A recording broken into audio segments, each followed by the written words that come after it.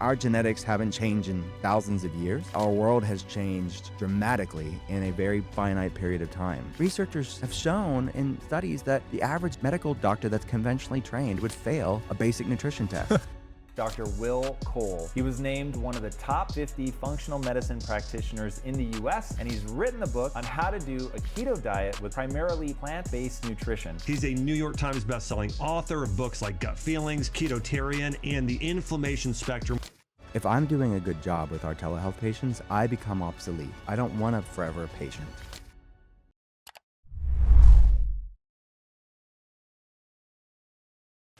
Okay, guys, last but not least, we got Dr. Will Cole here, episode number 34. I am honored. Let's go. Best for last? Save the best for last. Okay. Yeah. I know you have a lot to live up to, but I know you were busy today, so thanks for being flexible and making it happen. Yeah. I apologize we had to cancel on the other day, but it was meant to be. I knew we were meant to talk. You had to give some important talks. Yes, we did. We talked a lot this week. What was the premise of those? What was the premise? We talked about the gut microbiome mind connection, sort of the intersection between physical health, mental, emotional, even spiritual health. And then we talked about just wellness trends, biohacking stuff, labs, and things I do with our telehealth patients. That was the fireside chat yesterday. Nice. So, yeah, stayed busy. Yeah. Plus the expo, it's like there's so many booths to visit. I can't even hit them all. It's overwhelming. I've been in there 3 times already, and I still feel like I only hit 20% of it. Yeah. But are you a pretty extroverted guy? I'm actually introverted. Really? Yeah, Me too. Huge introvert. Okay. So you would never know it. Isn't that funny? Like I could toggle it for podcasts. Yeah. Yeah. But like the expo is a lot for my nervous system. It's like, it's cool, but it's like, wow, people overload. I feel more energy drain at like walking the halls there than a podcast. Oh, yeah, 100%. I'm good with one-on-one. It's like, yeah, we're pretty similar. Yeah. Do you know what Enneagram you are? Enneagram is like 1 to 9 is a number. No, what was it? I'll send you the quiz later. But yeah, it's just people's motivation of life. Yeah. Enneagram? Enneagram. ENNEAGRAM. Yeah, I'll definitely take that. Yeah. I love taking tests like that. What number are you though? 5. It's a researcher, like the researcher. But the companies use the Enneagram, relationships use Enneagram to like better understand people. I always ask telehealth patients like what their Enneagram is, because everybody receives information differently. Everybody kind of sees the world, perceives it a bit differently. Yeah. Yeah. Not everyone views, like every single person has a different perspective on the world. Yeah, absolutely. That's what I'm realizing. Yeah. Like if they don't see it your way, whatever. I mean, some people see that as a disagreement, but you just got to realize there's a different perspective on life. Yeah. Be okay with, it's what true tolerance is just being okay with differences, right? Yeah, for sure. Yeah, a lot of talk on gut health at this conference, I've noticed. That seems to be like the booming thing. Yeah, really? Okay, so I've been talking about gut health for 16 years. I love talking about it, but I always feel like everybody knows about it. But you're right. I think it's having it does seem to be a resurgence. Yeah, resurgence. So you knew back then that there was some major stuff going on. I mean, yeah. If you follow the research of Alessio Fasano and these different guys that have been talking about the microbiome and the kind of connection, you can't, and like my main people that we help clinically are people on this sort of larger autoimmune inflammation spectrum, and you really can't have a meaningful like conversation or even help somebody with autoimmunity or any inflammatory problem without understanding the gut health. So I'm glad that it's having its like time in the sun, because it's gonna be aha moments, I think, for people that are really struggling, that you don't necessarily have to have overt extreme digestive issues to have underlying gut components to like skin issues or mental health issues or hormonal problems or other inflammatory issues. So it's good that people are talking about it. Yeah, I know autoimmune's a big deal right now. I definitely want to get your opinion on my blood work too. Yeah, because that popped up on my last 2 actually. Send me your labs. Okay, thank you. I would love to see it. Yeah, I was shocked, but I guess it's becoming more and more common. It is. Yeah. It is, sadly. I mean, there's better awareness, so there's that, but it's way more than just more people are aware. It's like it doesn't take a researcher to look around and say more people are struggling with these autoimmune inflammation issues. That wasn't the thing a few decades ago. It's definitely exploded. Yeah, I'm sure you've seen a huge increase since you've been doing this for a while now. Yeah, and more complex issues. Like, it's not as simple as just like, don't have that junk food, work out. Like the basic generic wellness advice is not cutting it for a lot of people. So yeah, we have to kind of evolve with the times and what we're facing. Yeah. Why do you think that is? With the basic advice is Researchers estimate they kind of explain it this way, is that there's an epigenetic genetic mismatch, that our genetics haven't changed in thousands of years, but yet our world has changed dramatically in a very finite period of time when you're putting that, in context with human history. So it's not just one thing, but it's this epigenetic genetic mismatch, is evolutionary mismatch when with our DNA, our microbiome, all the trillions of bacteria remain, unchanged. Yet this chasm with the world around us, we're living in a brave new world. Right. So it's the foods we're eating or the foods we're not eating. Chronic stress, unresolved trauma, environmental toxins are significant because it's just a few generations that humans and the microbiome had to even deal with these things. So it's a confluence of factors. It's the entourage effect of what's triggering these genetic predispositions that have always been there, lying dormant, but are being triggered like never before in human history because of this mismatch between genetics and epigenetics. It's almost like the body can't adapt fast enough to the ever-changing environment. Yeah, and that's what researchers are saying. Like, well, if you give this enough time, maybe the human body and the microbiome won't be as sensitive to these things, and maybe that's true. But there's going to be a lot of pain in the meantime. Yeah. But I just think it's inextricably linked to what's even happening on an environmental level, right? It's like there's so much pollution and shifts planetarily. Well, our gut microbiome is intimately connected to the soil microbiome in which the food and the plants and the planet grows in. So it's one and the same. When you say connected, what do you mean? Well, we are what our, the cliche is you are what you eat, right? Yeah. But we are more what our microbiome eats. We are what we absorb. We are what we digest. And 75% of our immune system is in the gut. The gut and brain are actually formed from the same fetal tissue. So when babies are growing in the mother's womb, gut and brain are formed from that same core and are inextricably linked for the rest of our life through what's known as the gut-brain axis. The guts, if you think about it, the intestines even resemble the brain. 95% of serotonin, our happy neurotransmitter, is made in the gut. 50% of dopamine, our pleasure neurotransmitter, is made and stored in the gut. And they work upon the vagus nerve. But the connection to the soil microbiome is we're eating food. We are interconnecting. We are around our environment. And the soil microbiome, because of what herbicides and pesticides and the way that we farm today, sort of the big ag, sort of the industrialization of the farming industry have really impacted our gut microbiome negatively, because if something's an herbicide and pesticide to the farming world, think of what that's doing to the gut microbiome, the gut garden that we have that impacts our immune system. Inflammation is a product of the immune system. Pretty much every health problem that we're facing as a society, autoimmune issues, mental health issues, metabolic problems, fertility issues, are all inflammatory in nature or some sort of dysregulation of the body. So it's one and the same. We are not separate from nature. We're inextricably linked. Yeah, I've had Dr. Zach Bush on. Oh, yes, exactly. He was the first one who put me onto the soil epidemic, they call it. But yes, crazy stuff, man. It's wild. But we can't wait for nation states to go and change things. I mean, we will not live in a utopia. They might never change it, honestly. Yeah, exactly. And it's some of these chemicals, like forever chemicals, PFAS, they're called forever chemicals for a reason. So even if you start regulating them and getting them diminished, yes, but they're already in the environment. So what can you do today? You can't live in some BPA-free plastic bubble. You have to live life. Yeah. The body's amazingly resilient when you give it the chance to do so. So this isn't about like fear-mongering. This is about empowering. And it's like, Maya Angelou said, when you know better, you do better. And many people just don't know better. And how are they going to do better? Is there a site that has like really good farms that you could kind of buy stuff off of? Yeah, I don't know of a directory specifically, but I would say looking at local farms that are doing good practices. Regenerative farms, I think those are some key words. Yeah.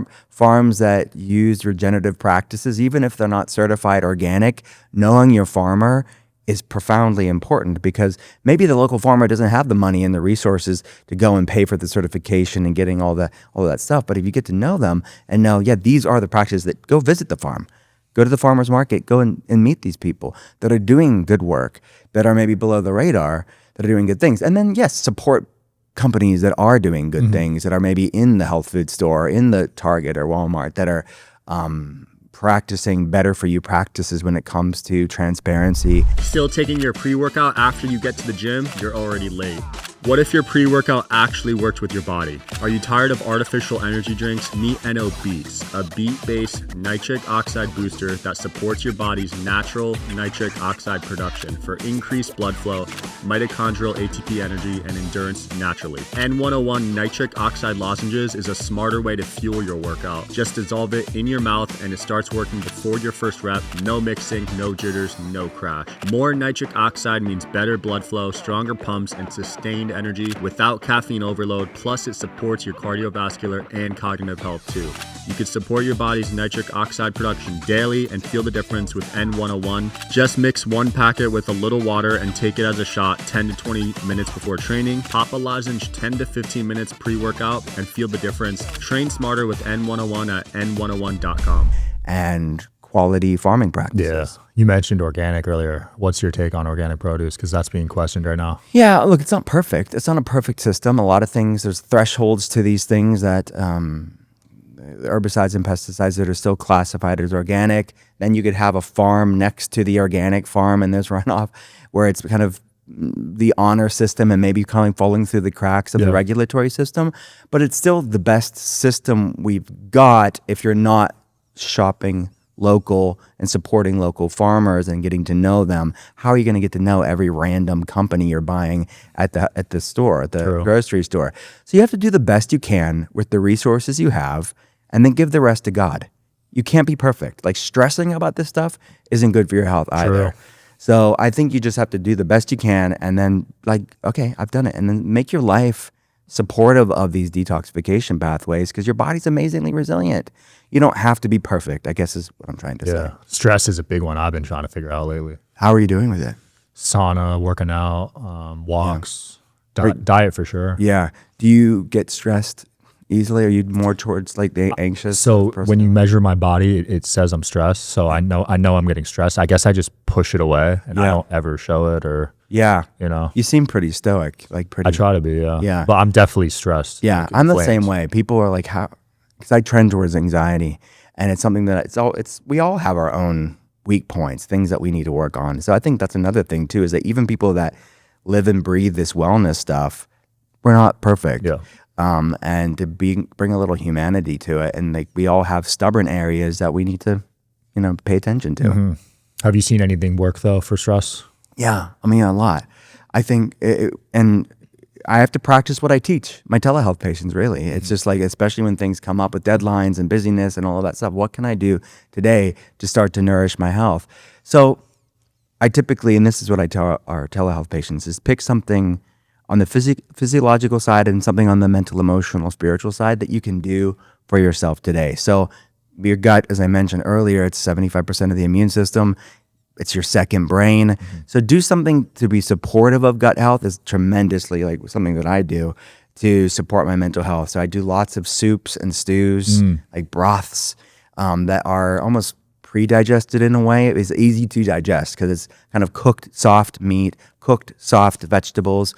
It is like a proverbial siesta for the gut. And like any one of our ancestors, depending on where you came from, like soup, like the cliche of chicken noodle soup when you're sick. It's not the noodles that are the healthy part.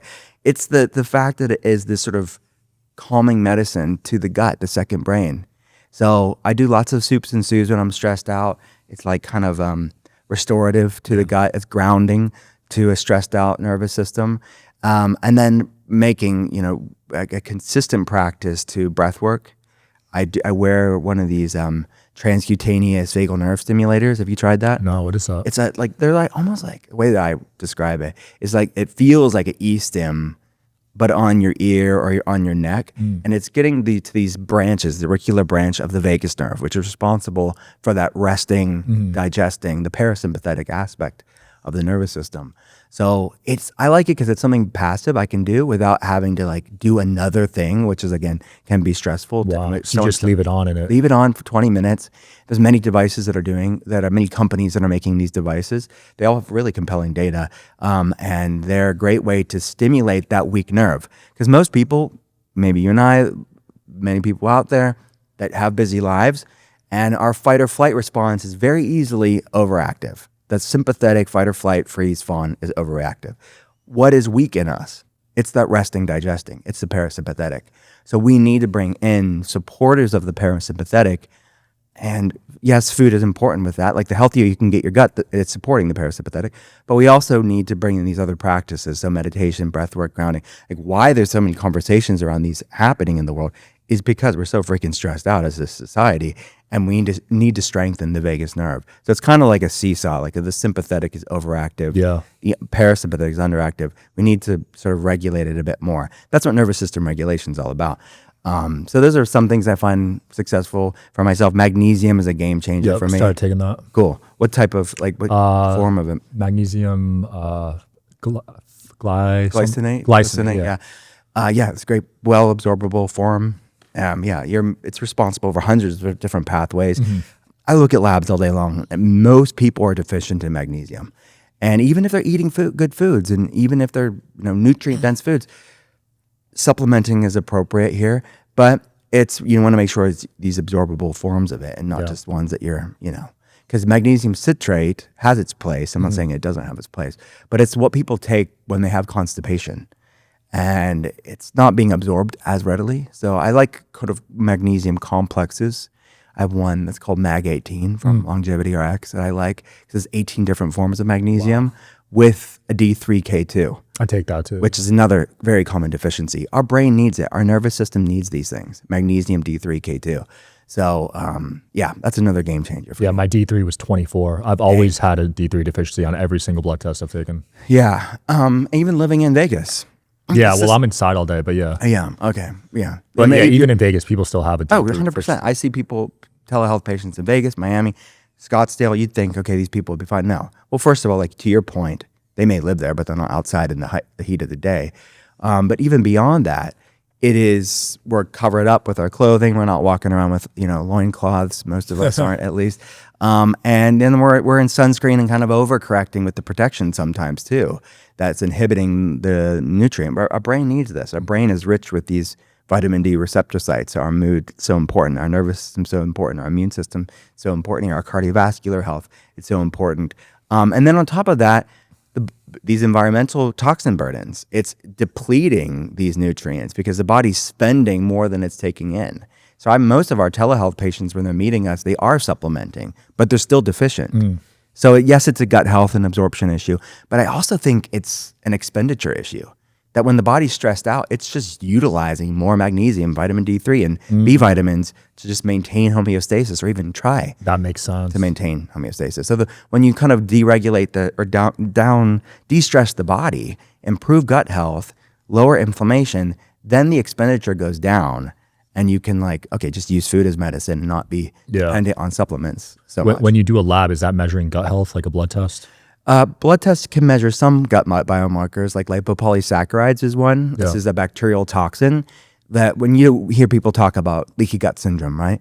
Things are passing through the gut that shouldn't be able to pass through the gut. That is the seminal event of what researchers say triggers inflammatory problems, autoimmune problems. So that can be measured via blood. But typically a gut health test is going to be stool and then some blood biomarkers.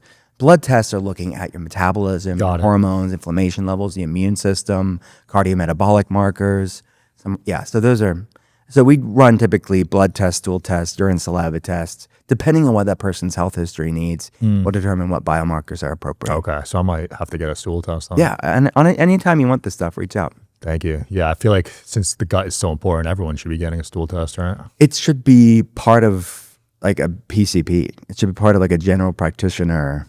And that's what we're trying to change, right? Yeah. Even from a governmental standpoint, to democratize this information, because it is so important. And we're only a few decades away when we're going to be forced to kind of really recognize what we're talking about at a conference like this.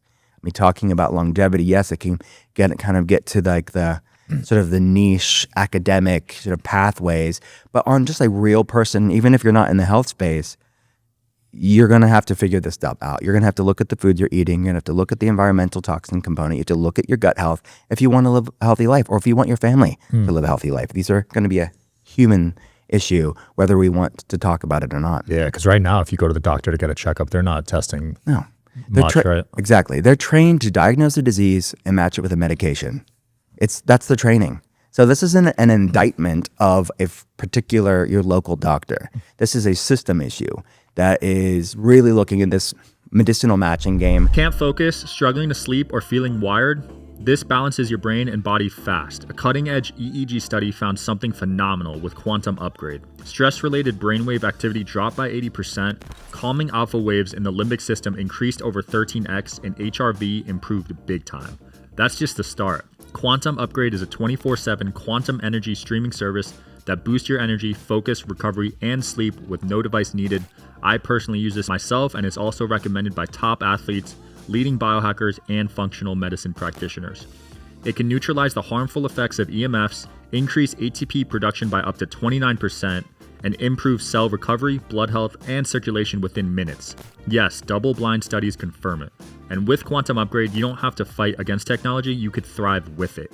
Get your 15-day free trial, no credit card required. Use the code DSH, go to quantumupgrade.io and experience the upgrade for yourself, quantumupgrade.io. And that's another thing that we're trying to change on a sort of policy standpoint of shifting what universities, medical schools are even teaching people, because the majority of patients that they're seeing are sick and there because of lifestyle changes. But yet researchers have shown in studies that the average medical doctor that's conventionally trained would fail a basic nutrition test. That's ironic, right? It's wild. But then they refer out to RDs, and it's sort of the orthodoxy of like the food pyramid or to the my plate. And I mean, we're spending more on healthcare than any industrialized nation, yet we have the shortest lifespan and the most chronic disease of all industrialized nations. So it's the definition of insanity. Yeah, 71 for males now, right? Yeah. Crazy. It is. Yeah, it is wild. And we're the most medicated. It is not working for us. It's doing the same thing repeatedly and expecting a different result. Yeah, so it's great if you need medications, and some people do need to be on medication. So I'm not saying it's all bad, but it's a lot of people, more than ever before in human history, are falling through the cracks of this sort of reductive view of human health. Things are changing. There's pockets of good stuff. I mean, mainstream institutions like the Cleveland Clinic have functional medicine centers now. Oh, nice. Like they didn't have that 16 years ago when we got into this space. So it's becoming more and more mainstream, and like the convergence and having more of a both and, not either or approach to healthcare. That's how we're going to help people. Because there's a time and place, obviously, for medication. There's a time and place for surgeries, of course. Like, they can be a godsend. But what do you do for the epidemic rise of chronic health problems? Like, you can't, well, we can try to, but we've tried already and we're failing at just giving more pharmaceuticals out when these people are not sick with chronic health problems from a pharmaceutical deficiency. Yeah. So let's figure out what's causing it. For sure. You mentioned trying to change the policy earlier. Have you gotten any progress on that? I know it takes a long time. Yeah, I'm not in DC.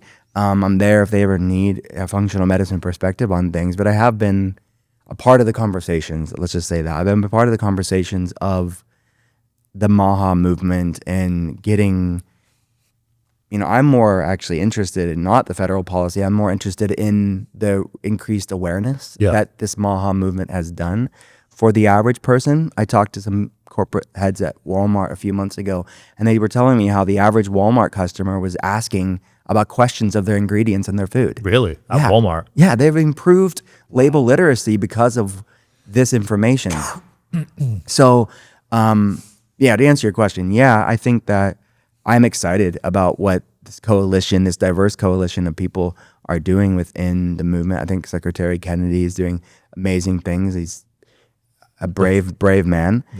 Callie Means is a friend of mine. Casey Means is a good friend of mine. These people are good people.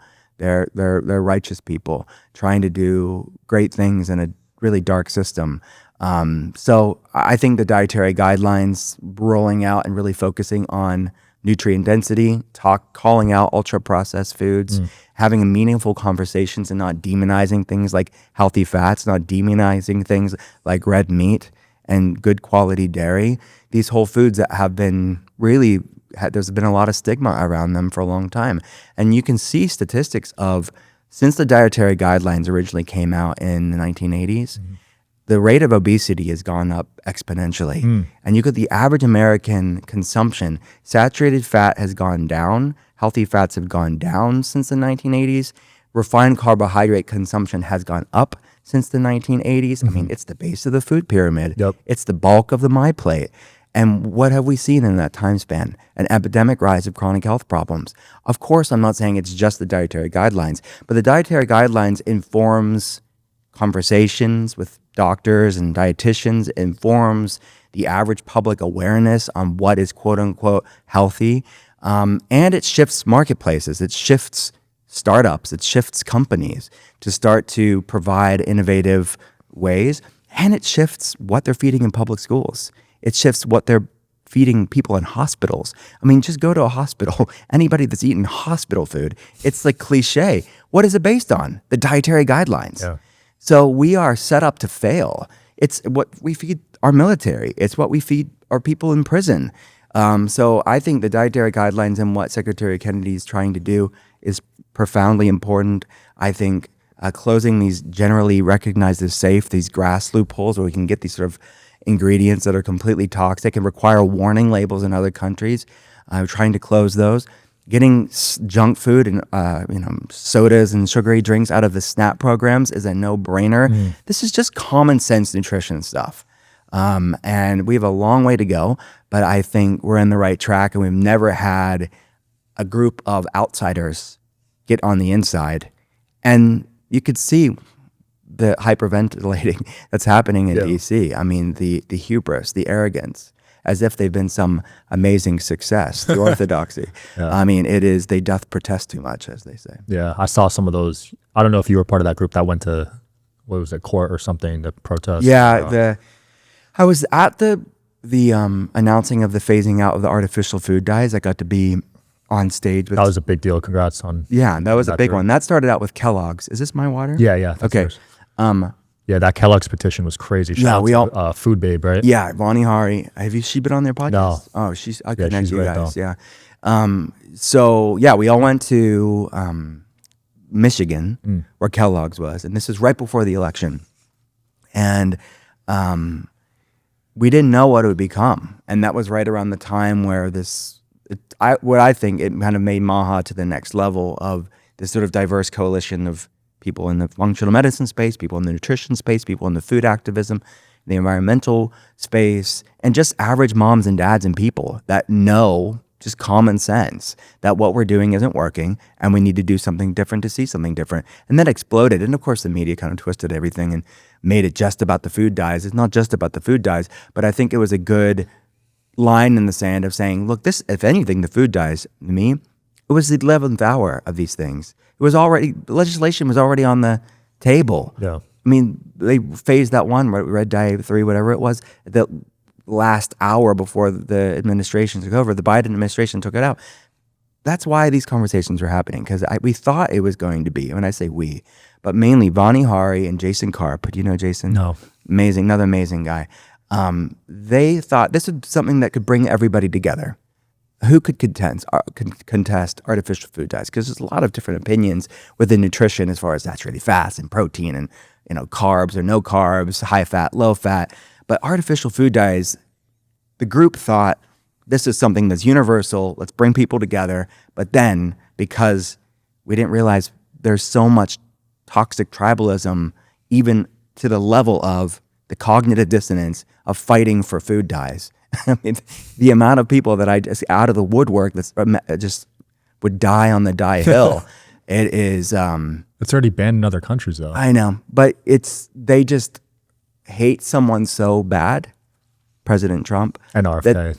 and RFK, that they can't even come together on the things that they otherwise would come together on. And that's what you're dealing with. You're really dealing with someone that's so committed to misunderstanding. Yeah. And committed to being contrarian. That's his ego at that point. Yeah. It is. It's ego. RFK, yeah, so many haters on him, especially from the pharma industry. It's Yeah, crazy. but at that point, it's like, I get here. But like, isn't that the sign of he's on the right track? Like, look at the people that are really, like, their brains are breaking about it. Yeah. Like, to me, that's like the easiest, most elementary level of being like, yeah, the system that created the most chronic disease in human history, if they're freaking out about it, I think we're doing the right thing. Yeah. Well, it's become a business, right? Yeah. It's like the fourth largest GDP in the world. Yeah. I mean, the most profitable thing in right now in our society is a sick person. I mean, it is the sick care system for a reason. Yeah. So it's almost like if we're just being logical about it, how do we get out of that, as a business point of view? Yeah. And how do we empower people? Because, I mean, look, if I'm doing a good job with our telehealth patients, I become obsolete. I don't want a forever patient. Right. I don't want a patient in perpetuity. I want to get to the point where I'm empowering them, and then we can move on to the next person. Because there's so many people to help. Yeah. But this sort of perpetual customer, this revolving door, it is how the system's set up. It is disease management, which again has its place, but it is the sort of orthodoxy around chronic health that's failing us. It's failing us as a society. Absolutely. Dr. Cole, thanks for your time today, man. Thanks, Where can people watch your show and keep up with you? Thanks, man, for the opportunity. This went by so quickly. Yeah, you were a beast. Thanks, buddy. Everything's at drwillcole.com, drwillcole.com. Anytime you want to come on my podcast, thank you. Please, standing invitation. It's called The Art of Being Well. And yeah, there's tons of free resources at drwillcole.com. Awesome. Thanks for your time today. Thanks, buddy. Yeah, check them out, guys. Check out the show. See you next time. Thanks for staying all the way to the end, guys. It means a lot to me. If you could please leave a review on Apple, that helps us climb the charts. It helps us get way more guests, and it helps us continue growing the podcast and the team. So it would mean a lot to me if you left a review on Apple or wherever else you're listening. Thanks so much.